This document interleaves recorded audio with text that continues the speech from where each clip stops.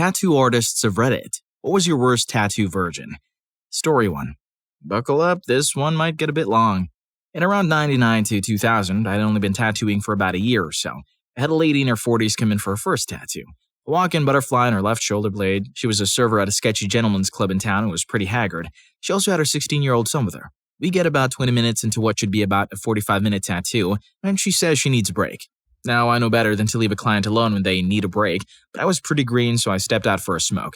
When I came back in, she was standing up, bent 90 degrees forward at the waist with her face on my workstation. As I get closer, I see that she's standing in P and is passed out standing up. She's leaning forward with enough weight in her face to keep her from falling to the floor. Her son is frozen in his chair and doesn't say a word. Fortunately, she's wearing a skirt, so she didn't get her clothes all soaked. I get her conscious again, and she says she needs to go to the bathroom to clean up. During the approximately 20 minutes she was in the bathroom, I mopped my floor a couple times and got everything good to go if she was still feeling up to finishing. Again, now I just tell her to come back another day, but I was pretty new. I just wanted to finish, get paid, and get her the hell out. Anyway, after 20 minutes or so, she comes out of the bathroom and says, "Don't worry, I cleaned the bathroom." Crap. What did she do to the bathroom that would require her to clean it? She says she wants to finish the tattoo, so she sits and I start working again. About 5 minutes in, I notice something on the outside of her knee. I look again and see that it's a little chunk of turd, not on the front of the kneecap, but on the side. I'm thinking, how does that even happen? As I look away from the turd, I see her 16-year-old son just noticed it too. He looked at me, then at the floor for the remainder of the tattoo. I didn't know if I should say anything about the poop or just finish the tattoo, get her out of there, and proceed to down a bottle to try to erase the memory. I decided not to say anything, partially to save her kid more embarrassment. Anyway, I wrap it up, get paid, get her out of there, and proceed to the bathroom to see what she did to it. The bathroom had a urinal and 2 separate stalls. There were circular smears over the entire floor and messy toilet paper in both toilets. Like she went to town right inside the door and got down on her knees in a desperate attempt to clean it up. That must have been how she got the turd on the knee. I'm still curious how it ended up on the outside of the knee. I'm still curious if she ever noticed it there, and I'm still amazed that I didn't quit tattooing right then and there. Is diarrhea a normal reaction to getting a tattoo? Jesus, that must have been rough to clean up by yourself. Story 2. Tattoo virgins can be any type of person. They're freshly 18-year-old kids, people newly divorced from controlling spouses and finally doing what they want as adults, folks who've left religions or jobs that forbade it. I've seen my fair share of bucket list elderly with paper-thin skin but a heavy drive to get at least one before they go. With every first tattoo, you'll find out the client doesn't know much about getting a tattoo. Maybe they've done hours upon hours of research. There are those who walk in on a whim from the street. Frankly, the worst are those who've watched every season of Ink Master and have convinced themselves they know more than the artists in our studio with 100+ years of experience between us. I've genuinely had a person who's never touched a tattoo machine in their life give me advice about how to more effectively use my gun to tattoo. Relax, Brent. I've got this. Then, of course, the micromanager. And I don't like to make generalizations about people, but they do have a tendency to have the same persona as the "can I talk to your manager" types I've encountered. Tammy wants an infinity sign or feather or butterfly mashup with a birth flower of every member of their extended family incorporated, their kid's date of birth in Roman numerals, and every color of the rainbow, and make it fit in a 2-inch space in the wrist facing them so they can read it because it's for them, or you're going to have a 1-star review in Google faster than you can say, "Perhaps we'll leave out the butterfly." Then the tough guy. My cousin Ryan got a big rib tattoo and fell asleep. I'll be fine. No, I'm not scared. Sitting for 6 hours for this throat piece will be a breeze. Then 3 lands in with an 11-round liner. Our man Ryan's cousin is fully saturated, and I've got the apprentice running to our new friend a soda and a cold wet rag for his forehead because I know what it means when someone's lips go white and I see the life leave their eyes. Ryan's cousin. "You okay, man? Think you were out there for a second. Maybe this throat tattoo wasn't a great choice after all. The least of my worries are the people who are nervous or jumpy. Look, I get it. Tattoos hurt. I'm continually shocked that people keep coming back and paying me to hurt them more. Love having them, hate getting them. I like to think I'm empathetic enough to make my clients comfortable and feel safe. Being tattooed is a vulnerable situation. It's my responsibility to comfort you, and I will. We don't care if you need a break, within reason. We don't care that you're nervous. That's normal. Let us know how we can help. We just want to do our jobs, and we know more about tattooing than you do. We know what looks good, where it hurts most, and how to use our equipment. Part of your job as the client is to trust us. We don't want you walking around with a tattoo with our name behind it. All in all, most tattoo virgins are cool as hell. It's an honor that you trusted me to give you your first tattoo. If the trust extends that far, also trust us to take care of all aspects of the tattoo. Hey, by the way, this video is sponsored by me and my friends at Rufus Rugs. We create custom, hand-tufted rugs that perfectly reflect your style. So whether you want to get one of our thumbnails as a rug for, research purposes, or maybe you just want to get some cool anime-style rugs for your room, check out Rufus Rugs by clicking the first link in the description. Story 3. Are your usual tattoo virgin story, more of a rant on my behalf, but I've been tattooing for almost 8 years now. The worst experience I've had with a client was a lady who my workmates and I would call the Hello Kitty lady, a 30-something-year-old tattoo virgin. So essentially the design we were working on was Hello Kitty riding a pink dragon, half sleeve, shoulder to elbow. Now I specialize in Japanese tattoos, which for the initial consultation she expressed how much she loved my style of Japanese dragons, so here's me thinking, sick, I can smash this dragon out the park and just put a Hello Kitty on the dragon. Easy peasy, booked her in for a full 8-hour day. So we begin tattooing, we start talking about how much we both love art and she's heavily praising the tattoos I do and my tattoo style, super friendly and we're hitting it off. She's talking kinda loud, which I take it's because she's understandably nervous, meaning my workmates can easily hear her speaking as well. Fast forward to our 20-minute lunch break. I finish eating and so I walk out to the front reception where one of my workmates tells me, "Hey man, I was outside having a smoke with your client. Not too sure if she knew I was an artist as well, but she was real upset with how the tattoo's going. She says it isn't hurting as much, that you're not doing the tattoo properly because her skin's not red, or irritated. And she said, there's no way I'm paying all that money for a tattoo that isn't done properly. It completely caught me off guard and went against everything we were talking about. So when we came back to tattooing, I made sure to be overly reassuring, letting her know exactly what I was doing and why I was using certain inks which she'd insisted were too light of a shade of pink. But I knew this pink was going to heal exactly the way she wanted it. Anyways, we finish up and I get home, check my emails, and there are 2 huge paragraphs on how much of a bad job I've done, and that I never did what she asked for. We both clearly agreed to the design beforehand. I do this with every one of my clients where I get them to check the design. I replied, reassuring her that the tattoo will heal as planned, that the colors will settle and that is easily fixable. I put paw prints on Hello Kitty to show it was the underside of her paws and not just 2 little random clouds poking out.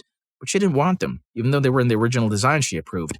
No worries, I grey-lined them so they'd be super easy to fix. She replies with another long paragraph on how I should tattoo and listen to my client's wishes, which I don't reply to because at this point, I know she's overreacting and it's her first tattoo.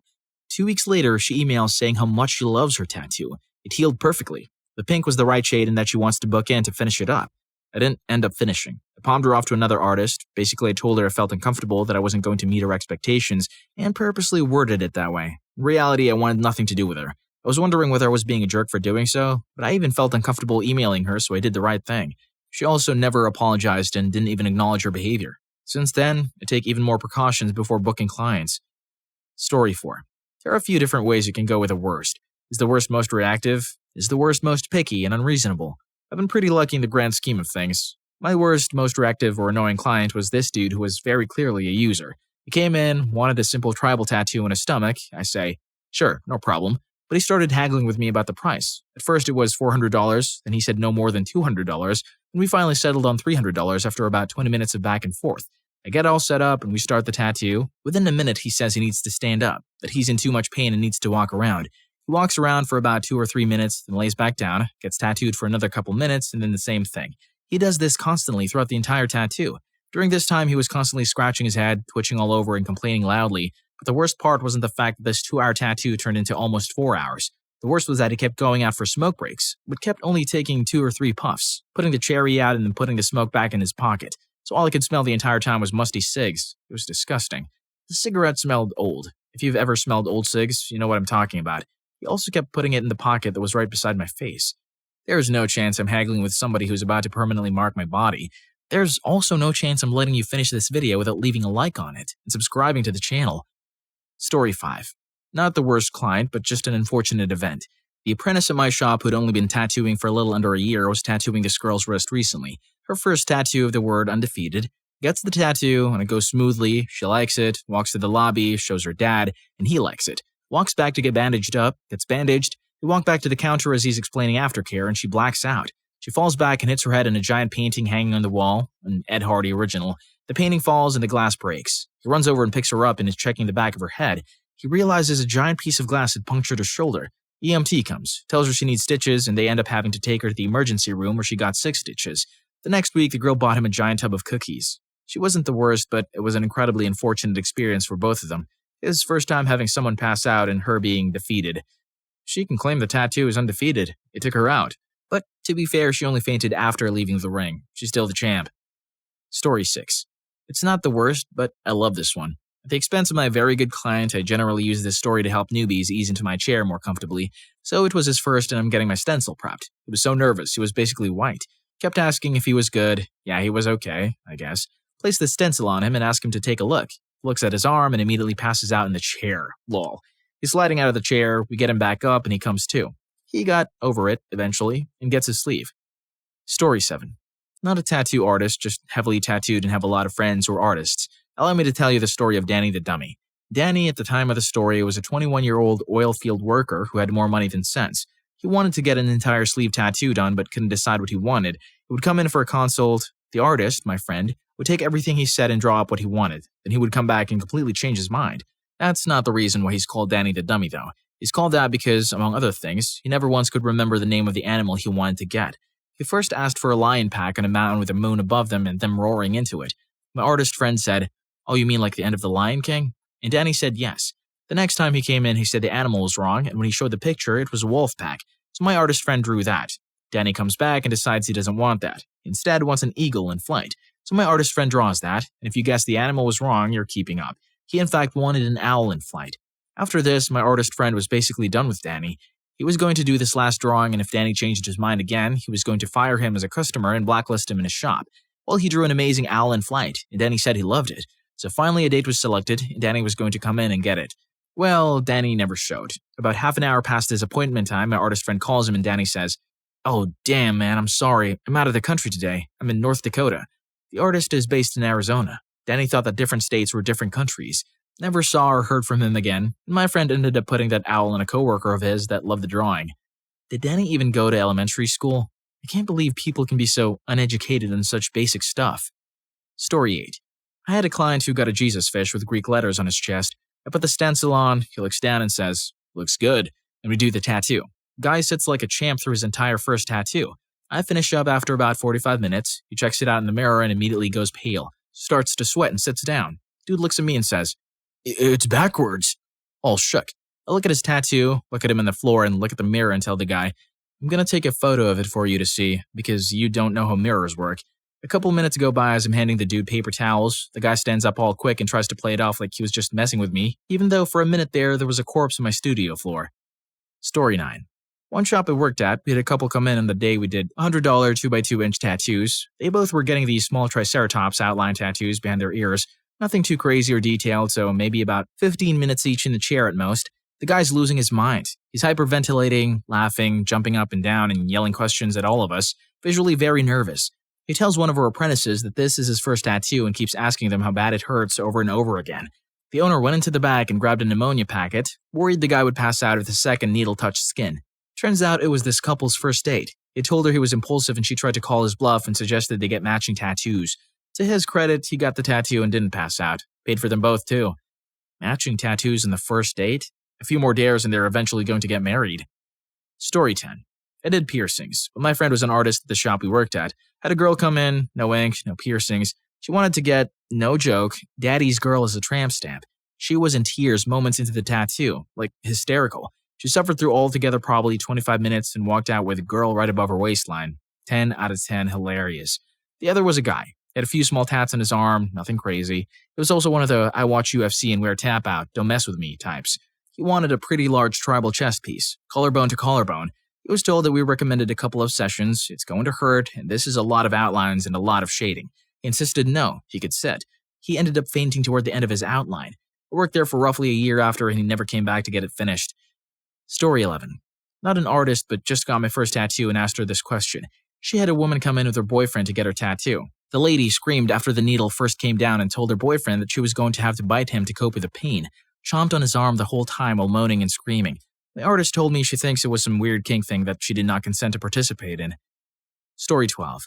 Had a customer that wanted a little watermelon slice on his thigh. Cool. 5 to 10 minutes. Nice and easy for a first tattoo. Nope. On the third line, I heard a weird little low-pitched moan. Looked up and his head flipped back and the rest of him followed. When he woke up on the floor to 3 guys trying to pull him back up, he said something along the lines of, "What the hell? Why are you touching me? That's gay." It's been like 3 to 4 years since then and he still hasn't come back to get it finished. Story 13. Not an artist, but I'm a receptionist at a pretty popular tattoo shop in my town. I've seen quite a few people who had no business getting tattooed. But by far, my favorite was this one guy who wanted to get some script tattooed behind his ear. He'd come in before to get priced out, but absolutely refused to make an appointment and drop a deposit. He came back a few days later as a walk-in, so we squeezed him in that day. It was a mess getting done. Shaking, sweating, and basically crying in the chair. The tattoo itself took maybe 15 minutes. Well, the reason why this dude refused to put a deposit down was because he planned on getting tatted and leaving without paying. As soon as the artist put Sanoderm on his tattoo, he jumped out of the chair and bolted for the front door, then promptly passed out as he ran through the lobby. He ended up breaking his nose as he hit the ground, and we called the cops. The best part was watching this dude cry like a baby because he was just a few days from getting out of the military, and the local police department notified his commander. Best shift ever. Close second was the newly turned 18-year-old girl who legitimately wanted a wiener tramp stamp tattooed on her leg. Yes, she was sober. No, we didn't tattoo her. They were both idiots, but at least she had a chance of growing out of hers. Story 14. A friend who never had a tattoo before wanted one on her ankle and was adamant about that. I told her several times that the ankle is not a very fun location and asked her if maybe she'd prefer the shoulder instead. She insisted on the ankle. Okay then. The moment the needle touched her, she hollered. "You sure you want to keep going?" I asked. She said yes. That was the loudest appointment I've ever had, but to her credit, she made it through. Story 15. We had an apprentice who just started putting ink in real living human beings. Super talented dude, but had a tendency to be a little careless sometimes when nervous. Not a great quality in a tattooer. He was doing an arrow tattoo on someone's forearm with their kids' names in it. I guess at some point the guy had to flip the design on Photoshop, printed it out originally for the wrong arm or something. I don't know. But when he put the stencil on, I guess he didn't notice, nor did the client, that the freaking tattoo was mirrored. The dude did the entire tattoo. I'm assuming looking at it with his eyes, and still didn't realize until he was finished that the tattoo was only readable in a mirror. Luckily, the lady he was tattooing was a family member and didn't take it too hard. But the owner ended up firing him anyway, albeit got rehired weeks later on pinky promise that he would never do anything that stupid ever again. I hope you enjoyed the video, and if you made it this far, I'm sure you'll also enjoy. What is the most hated person in your workplace and why? Story 4 was crazy. See you in that video.